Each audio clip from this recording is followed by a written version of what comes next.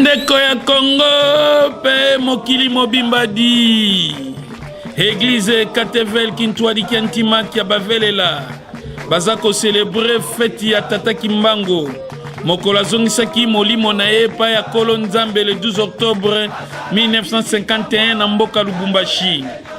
Yango Katevel e banzeli mokolo wana ya jeudi ya le 12 octobre na ngonga 9h30 babengsi bino banso boya ko célébrer fête ya mfumu Kimbangu kozanga te respirant vidi oya kozwa maya bangunza pe baskilo ye moko papa nzuzi nkoya aloba te po azwa 010 joye ya solo batata ba mama bandeko to bengsi bino banso boya na l'église à Katevel partout Katevel ezali sika to ko fêter fête ya mfumu Kimbangu na biso toza jeudi ya le 12 octobre nangonga 9h30 to bengsi bino banso boya na l'église na biso soki bolingi bozwa biso jeudi wana ya le 12 octobre nangonga 9h30 bolanda biso na commune Bumbu na avenue Mayulu numéro 84 olandi biso na Lutendele na quartier Nyombi avenue Maseta numéro 10 olandi biso lisusu na Kanluka na quartier 1 avenue Musamba numéro 5 bolandi biso lisusu na commune Kalam na quartier Kimbangu na avenue Ngiringi numéro 11 bolandi biso lisusu na commune Yanjil na quartier 11 avenue Mbuku 1 numéro 8 bolandi biso lisusu na commune Kisenchu avenue de la Paix numéro 84 bolandi biso lisusu na Limete na quartier Mombele avenue Kimangunu numéro 53 bolandi biso lisusu na Makala na avenue Kodia numéro 68 bolandi biso su na Selemba na quartier Kitokimosi okokita na Ré Dépôt avenue Kikimi numéro 36 bolandi biso lisusu na Mitendi na avenue Matata numéro 11 pe na Congo Central okolanda biso na Mbanzangungu na avenue Bangala numéro 25 pe na Kisantu okolanda biso na avenue Bambata numéro 31 maya bangunze kozanga te baskilo kozanga te badresse autopesi te télévision ezangonga boyeba yaka ozwa maya bangunza to célébrer Tata Kimbangu jeudi oyo jeudi ya le 12 octobre na ngonga 9h30 boya biso banso to ya ko célébrer Tata Kimbangu ingeta ya solo batata ba mama bandeko ba inyoso bazwi tango ya kolanda papa nzuzi nkwani kingombi na ba itando ike na bino na mokini mesika bozali boza kozwa tango ya kolanda biso Katevel elinkoloba Kintwadi Kentima kia bavele c'est-à-dire église ya batu ya mitema mpeto na Katevel toza kotangisa malongi manza connaissance pona kolakisa moto ayeba tina ayela na mokili pe ayeba lolenge nini nzamba azosala kati na ye Katevel ezali église ya bangunza ndenge kato lobaka ete kingunza eza don ndenge mutu abota makanango ndenge tata nzamba tindi moto ndenge atindi ngai eko coïncider na mokili mutu esengeli akutana na mutu akamba ye moto akambinga na kingunza kombo na ye Ntsanguza Mpamba Jacques azalaki relégué akangamaki tango bandeko nyonso bakendaki na likolo na mouvement ya mobiksi na biso mfumu Kimbangu. Mfumu Kimbangu azali mobiksi na biso oyo asala makamusi ya ndenge na ndenge. Yende moto atelemisaki bakoka alamusaki bibembe alobisaki bababa asalaki makamusi ya ndenge na ndenge. Na lolenge wana tango atelemisi bakoka alamusi bibembe asali makamusi Tata Kimbangu akangamaki. Génération Tata Kimbangu ekangamaki, génération ya bankole oyo susu bakangamaki bakendaki kosala misala ya Tata Nzambe. Tango bango bakangami na ba 60 Kasavubu le président de la République a signé décret loi pour na kotika bankole. Basila iko bima l'église et yaki pe kofungama bato basala ki l'église et yaki ebele. Na l'église be yaki ebele to yako mona église kimbangiste bantoalaniste bazalaki batu ya nani babamba Emmanuel babimaki batokoiste nini mission prophétique bampeve longo lokola bataonda batalukutu babenamputu fikambi bima tout consort. Mais na batu wana nyonso babelelaki kolo Yesu. Kolo Yesu oyo balakisaki biso ezalaki Jésus oyo babengaki Jésus ya mundele. Mais na fond tangu biso toye kovanda lokola nga papa nzuzi toye kovanda bangunza babandi korelate biso makambo susu oyo bazwaki epa ba missionnaire. Bazo biso nzamba za mutu mwindu kolo Yesu bozo belela azalaka ni mutu mwindu. E bandaki kobima na ba CCCC. Webike l'église na biso ya mpe valongo ezwaki mouvement. Nde toye kokoma na ba nemoko boye série ya Osborne. Toye komona série ya ba groupe de réveil et kozwa ampleur awa na Congo. Tango e kozwa ampleur to monaki bandeko ebele babimaki ba ekomatisa kombo ya Jésus. Balati Jésus to landa banzembo ebele omi souvent Jésus était juif. Na yedi banzembo ngo pena bien te ponga na zalaki pena occupé makambo ngo te. Jésus azalaki juif, azalaki blanc tout consort. Mais tu es côté na ba revue musu na bané 80 1980 tu es comme on a papa Roma aikoloba ete ikolo Yesu azali mutu mwindu. Jeune africain basala ki tout ebimate parce que ba monaki conflit tu es comme on a papa Roma ba betie ba bal po akoloba ete kolo Yesu azali mutu mwindu. To poussani plus loin lisusu tu es comme on a lisusu Tupac Ozaki musicien solo international. Alobi ete ye akutanaki na kolo Yesu abimela kiye apesi ye pouvoir yango yaza kosala miracle aza kosala makambo ndenge na ndenge nde ba mindele ba ekosala ba ekoboma Tupac na mayenyoso asalaki toye komona papa Diangenda Fumalongo mutu ya liboso aekoloba ete Yesu aza auta na Nord Angola aza mutu mwindu batu balobi papa Diangenda zwi liboma papa Diangenda asali makambo ebele ba dénigrer po alobaki Adana Eve baza bazairwa batata ba mama ebongi toza ba intellectuel bato mayele bozali ebele o boza ebele boleki bato ebele na mayele siko tolingi tolobani batata ba mama esengelaki tosala ba recherche siko ba recherche wana esengeli tosala ndenge nini ebongi tokota na kosambela nzambe ya kosala ba recherche na biso moko na ba mikanda kotuna batu ya kala batu balingi kosala recherche te bato baza toujours na buzoba balingi kokotisa makambo ya tata nzambe na kati na bongo na bango te baye bapwani balobi Yesu azali mutu mwindu lelo batu ba dénigrer ngai balobi papa nzuzi akoloba Yesu aza mutu mwindu ndenge nini abandaki malamu ya banda koloba Yesu aza ya biso te Yesu aza boye na boye oui ça va na époque wana soko na lobaki Yesu aza ya biso ba grand loup bazalaki mingi surtout dans ba église des noirs na imposaki kombote nazalaki mukie nazalaki minimiser batu mususu balobi awute pa na biso asambele pa na biso batu mususu biso toyebi ni na kolakisa na batu nazalaki minimiser yango lokola danse ezalaki bongo ete Jésus azalaki ya biso te oya mundele bazalaki na raison po Yesu mundele azalaki ya biso te tokoti pe na danse wana mais metango toye ko imposer kombo ya KTV kombo ya papa nzuzi na monisco le moment ekomi na banda kosala makambo oyo première émission na 2009 na bwakango so bolandi na YouTube bokomona na sala Jésus est noir na sala émission wana na moni batu pena balandela kanga mingi te batu pena bakipaka ngote tant na lobaki Jésus aza mutu mwindu maintenant tu ekokoma na ba 2010 le 7 février na bandi kozwa apparition ya papa Diangenda komo bimelanga abimeli ngai na kosala ba fête na bango na lobeli makambo ba Jésus Christ azali aza noir ezwaki ampleur te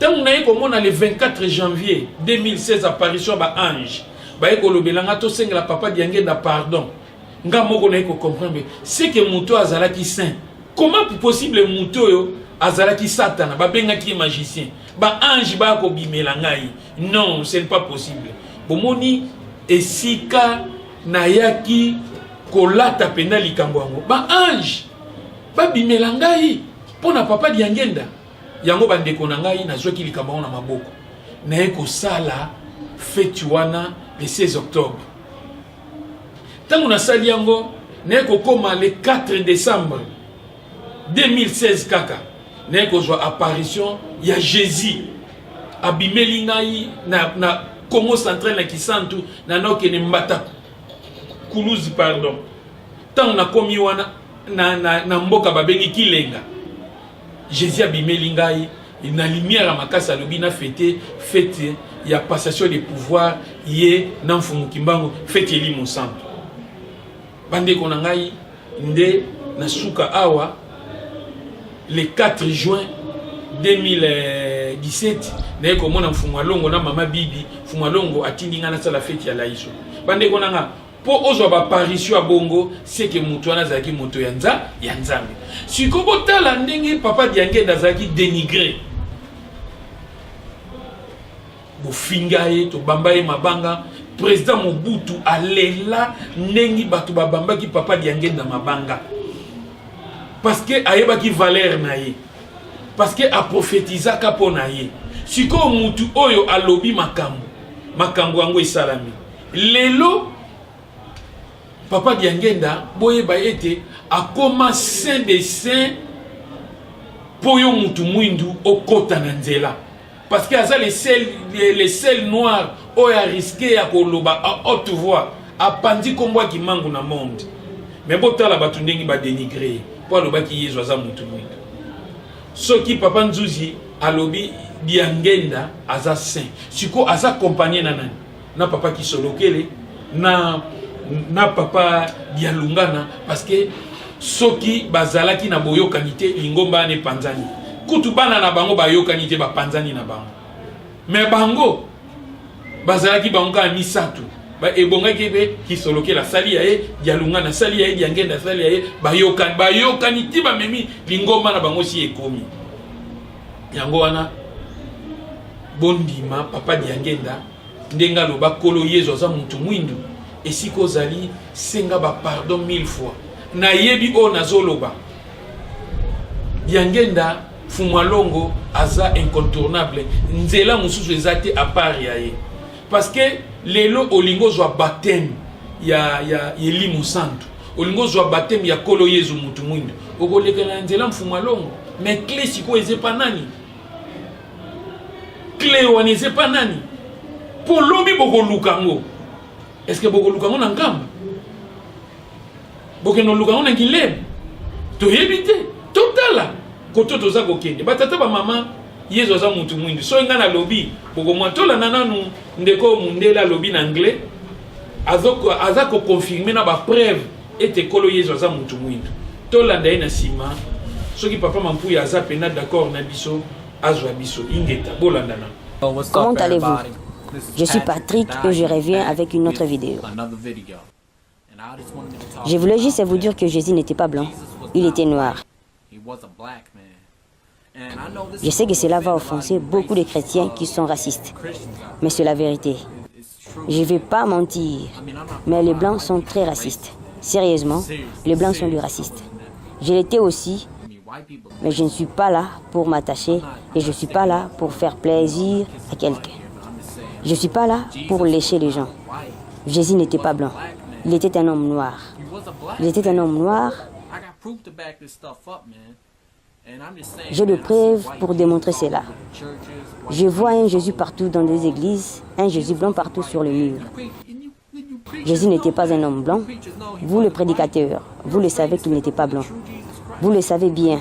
Avez-vous peur de parler de vrai Jésus noir aux gens? Êtes-vous sérieux? Qu'est-ce que vous faites? Vous êtes en train de perdre votre temps. Si vous ne pouvez pas prêcher l'évangile de la vérité, vendez tout simplement votre âme au diable. Vous n'êtes pas en train de vous moquer des dieux. Vous vous moquez de vous-même en fait. Jésus n'était pas blanc, il était noir. Beaucoup de gens ne savent pas cette vérité car ce mensonge a été propagé pendant longtemps. Ils savent que Jésus n'était pas noir. Ils ne veulent pas parler de lui qu'il était noir et ils le rejettent. Mais vous voulez rendre Jésus blanc. Vous ne pouvez pas le rendre blanc, il est noir. Vous ne pouvez pas le rendre blanc. Vous ne pouvez pas. Vous ne pouvez pas. Vous ne pouvez pas le rendre Jésus japonais. Vous ne pouvez pas rendre Jésus chinois. Vous ne pouvez pas rendre Jésus mexicain. Jésus était noir. Il était noir. Quand il a marché sur cette terre, il était un homme noir et j'ai des preuves pour le démontrer. Lisons le livre de Daniel 7:9. Il est écrit: j'ai regardé pendant que l'on plaçait des trônes et l'ancien des jours s'assit. Son vêtement était blanc comme de la neige et le cheveu de sa tête était comme la laine pure. Son trône était comme des flammes de feu et les roues comme un feu ardent. On dit son vêtement était comme la neige. Ils n'ont pas dit que sa peau était blanche comme la neige et ses cheveux comme de la laine pure. Les blancs n'ont pas de cheveux comme la laine. Qui ont des cheveux comme la laine? Les noirs. Il n'est pas possible qu'ils soient blancs. C'est possible. Son trône était comme des flammes de feu et des roues comme un feu ardent.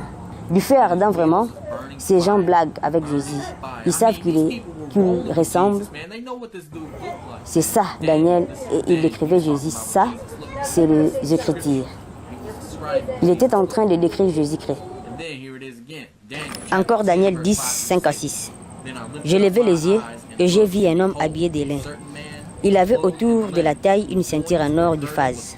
Son corps était comme des chrysolites. Son visage brillait comme de l'éclair. Ses yeux étaient pareils à des flammes de feu. Ses bras et ses pieds ressemblaient à du bronze poli et les sons de sa voix étaient pareils au bruit d'une grande foule. Il n'avait pas de yeux de couleur. Ses yeux étaient comme des lampes de feu. Ses bras et ses pieds ressemblaient à du bronze poli. Du marron, c'est pas blanc. Le marron, c'est pas du blanc. Sa voix était semblable à une multitude. Et voici encore un autre passage, Révélation 1, 13 à 15. Apocalypse 1, 13 à 15. Et au milieu des 7 chandeliers, quelqu'un qui ressemblait à un fils de l'homme. Il était habillé d'une longue robe et portait une écharpe en or sur la poitrine. Sa tête et ses cheveux étaient blancs comme de la laine blanche. Comme de la neige, ses yeux étaient comme une flamme de feu. Ses pieds étaient semblables à du bronze ardent, comme s'il avait été embrassé dans une fourneuse, et sa voix ressemblait à du bruit des grandes eaux. Ses cheveux étaient blancs comme de la laine. Les cheveux comme de la laine, mais blancs comme la neige, et ses yeux étaient comme des flammes de feu. Ses pieds étaient comme du bronze poli, brillent dans une fournaise, et sa voix comme celle d'une multitude. Jésus n'avait pas l'accent comme nous en avons. Il y avait vraiment beaucoup de tonalités de voix. Allons dans le livre de Révélation 2, 18. Il est écrit, Apocalypse 2, 18. Lettre à l'église de Thyatire. Écrit à l'ange de l'église de Thyatire, voici ce que dit le Fils de Dieu. Celui qui a les yeux comme une flamme de feu et dont les pieds sont semblables à du bronze ardent. Les pieds comme du bronze poli. Je vous ai fourni un tas d'écritures à bronze poli, dont les pieds étaient comme du bronze poli. Et aussi, ici, Révélation 1.13, et j'ai déjà lu cela pour vous, les gars. Qu'est-ce qui se passe lorsque quelque chose se brille? Ça devient noir. Quand quelque chose est mis dans du feu, ça devient noir, comme du bronze poli qui était brûlé dans la fournaise. Il était noir. Le gars, Jésus-Christ n'était pas blanc. Il était un homme noir. Et je sais que ce que je dis va offenser tellement de gens. Mais vous verrez mieux de l'accepter. Vous ferez vraiment mieux de commencer à l'accepter. Il n'était pas blanc. Jésus était un homme noir. Soyons sérieux. Les gars, ça c'est profond. Moi, je pensais que Jésus était blanc. Je ne savais pas qu'il était noir. Mais le prédicateur, eux savent. Mais ils ne veulent pas dire la vérité. Ils ne veulent pas offenser les gens en disant la vérité. Mais moi, je ne suis pas ici pour plaire quelqu'un. Je suis là pour dire la vérité. Je vous dis la vérité. Comment les gars, dites la vérité aux gens. Je voulais juste vous dire la vérité. Jésus n'était pas blanc. Il était un homme noir. Je vous aime tous et j'espère que ma vidéo vous a béni. Ces choses sont vraiment réelles. Ce n'est pas un jeu. La vraie histoire. Les choses des Illuminati. Le mec, nous sommes dans les derniers temps et les temps filent. La parole de Dieu est vraiment vraie. Le temps tendu vers la fin. Je vous aime tous et on se parle plus tard. Batata ba mama bandeko na ngai bolandi mundele ndenga sili koloba. A réclamer yé moko ete comme on est Patrick Sokinan. Alobi aza mundele aebike ba mindele baza ba raciste. Alobi Yesu atikala kozala mundele te. Pona mundele oto landi Patrick. Alobi Yesu azala mutu mwindu. Apesi bino be preuve alati bino ete Yesu azala mutu mwindu. Sikoyo tala boni yo finga papa diangenda. Yo finga bakimbangiste. Yo loba batuana baza batu mabe. Bande konanga vérité za vérité to koko bomba vérité te. Sikoyo mundele wana confirmer ete Yesu azala mundele te azala muyindo. Arabi besika nyonso atambola kolo Yesu azala muyindo. Pona kolakisa beglise nyonso boza kosambela. Ce qui pasteur a tché kolo Yesu mundele bobi ma l'église wana. Yango bomoni le pasteur Konde abandi ko dévoiler ba secret. Ayeba ki yango pasteur ni ba yeba ki yango. Eloko banda ko banga liwa. Banda ko banga liwa. Biso lokola to signer na biso ba benga biso batu ya ba église des noirs. Nzoka pe na ba ange bango tu baza ba noir. Yango to lobi vérité. Yango sikoyo bango babandi ko ya kolanda biso. Kokota na mulongo. Mais sikoyo Saint-Esprit aza noir mais na baptême nini. Nzamba za noir na baptême ni parce que clé eze pas mfuma longo papa diangena muto ko sabino te pona la sabino clé eze pas na bango bolandanga malamu o nazoloba o tata nzambe azotindanga boyoka mongongo na nzambe esika bozali bozana voix musu bokoyoka te bolandanga esika bozali kolo Yesu o ya mutu mwindu asalaki miracle asali makamusi ya kosakana te balakaki na Isaïe prophète akoya na Kivet central na centre ya mokili centre eza Congo andeko na ngai lelo batu bazomona mfumu kimbangu tant mfumu kimbangu aye na mopepe wana ya kolo Yesu elataki ye parce que mama Kimpavita c'est alobelaki déjà mfumu kimbangu alobela ki ye ete atango tumbinga ndengo tumbinga yi mwana moko akoya na kombo ya kimbangu mekolo Yesu nde aiko latsa nguya na ye epa mfumu kimbangu siko génération mfumu kimbangu nyonso bayaki ba prophète wana bangunza bayeke bele bambumba bazalaki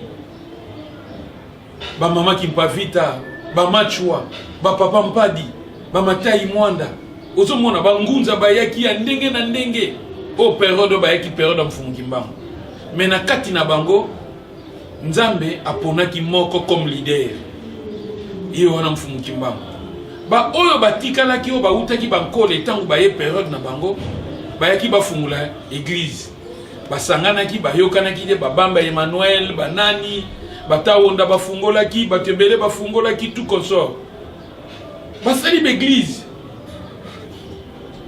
mais mutu azui grâce ya kopanza kombo ya kimbangu dans l'époque pa panzango mokili mobimba ezalaki ba papa na misatu en tête ezalaki papa diangenda avanti kombo ya kimbangu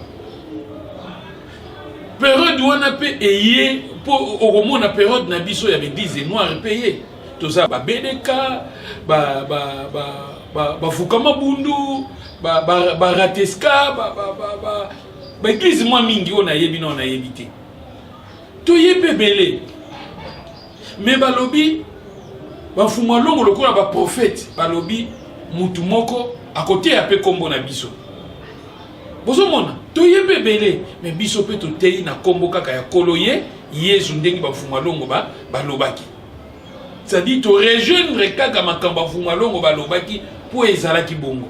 C'est-à-dire, biso nyonso tobundi bitumba. Toloba moko aleki muninga azate. Tobundi bitumba. Mais siko kozonga na kolo Yesu mutu mwindu o esalike misusu balobi papa njuza bunginzela te na bunginzela te. Bande konanga ngai eza mission nanga ya kobimisa kolo Yesu aza mutu mwindu. Baninga pe baza na mission na bango o bango batei. baninga pe bazana oya bango o batei mais ezana nzela mususu te fokaka nzela ya kolo Yesu mutu mwindu baminde siko bakomolo bango siko ko contre siko na monde wana monde ya nzambe monde céleste ok nous découvrir nzambia mpungu babenga père céleste ok nous découvrir Christ aza mutu mwindu ok nous découvrir kimbangu aza mutu mwindu molimo santo aza mutu mwindu ba ange nyonso baza batu mwindu siko pona ko lakso yo mutu mwindu mulangi na yo couleur no ya monde ya nzambe na ba ange na ba na mutu ya yango pe biso batu mwindu lokola siko eza bongo zwa siko bible na bible uti na ba papyrus yango moki kimbanga baki bana nanga bo continuer kotanga bible eloko muyibi ayibi esenge bosala ni bobotola yango ayiba kini bible uti na ba papyrus eza la Coran eza la bible hébraïque eza la ba rose quoi ba franc-maçon tout consort eza biloko uti en Égypte basala eloko moko te eza biloko na biso lokola siko bo reconnaître yango zwa siko bible na ufungola yango tangango malamu yaka siko zo enseignement oyeba papa Diengenda zalaki nani pona koyeba ba dimension ya batuwana kombo ya kisolokele esali 10 lettres kombo ya dialungane esali 10 lettres kombo ya Diengenda esali 10 lettres so sanisi 10 esali 31 fumu kimbangu c'est-à-dire fumu kimbangu kati na bango kimbangu kati na kolo Yesu boso comprendre siko tu ko prôner kombo wana bande ko nanga nazaki mbangisa te o comprendre batona ba pesa ngelo bote nazo sala makambo oyo eza révélé na Saint-Esprit oyo ba papa na bazo ko tikelanga oyo ba esprit saint ezo ko tikelanga c'est-à-dire batata ba mama pona koyeba réalité yaka oyeba maloni manza soko bunga kinzela te ofingaki naza moyini na yote tant ofingaki papa nzuzi ozanga ikoyeba tant ofingaki lingomba ozanga ikoyeba yaka ozwa sikoyo baptême ya solo elimo santu oyo ya Jésus noir oyo bangunza batikaki c'est-à-dire tata bama nga papa molimo nanga papa Nsangu Pamba avandaki na bamfumu alo avandi pe na papa nzuzi c'est-à-dire eza itinda yango batata ba mama boye ba ete kolo Yesu aza mutu mwindu siko mutu mwindu yango fo ba lakisa bino ba enseignement na ba connexion normale ndengi kolo Yesu atikelaki yango naza minga koloba te ba très ba numéro na biso yango wana tokutana ka le 12 octobre jeudi le 12 octobre na 9h30 tu as tout célébrer mfumu kimbangu bokonzi na ye evanda to tondi bino botondi mingi na kombo ya nzambe tata pe na komba Kristo pe na kombo mfumu kimbangu ingeta ibobo tuyangala la watapa kwa tuisi bavulusi tuyangala la ngazambe wa tuisi bavulusi la la la la la la la la la la vulusi la la la la la la la la la la vulusi la la la la la la la la la la vulusi la la la la la la la la la la vulusi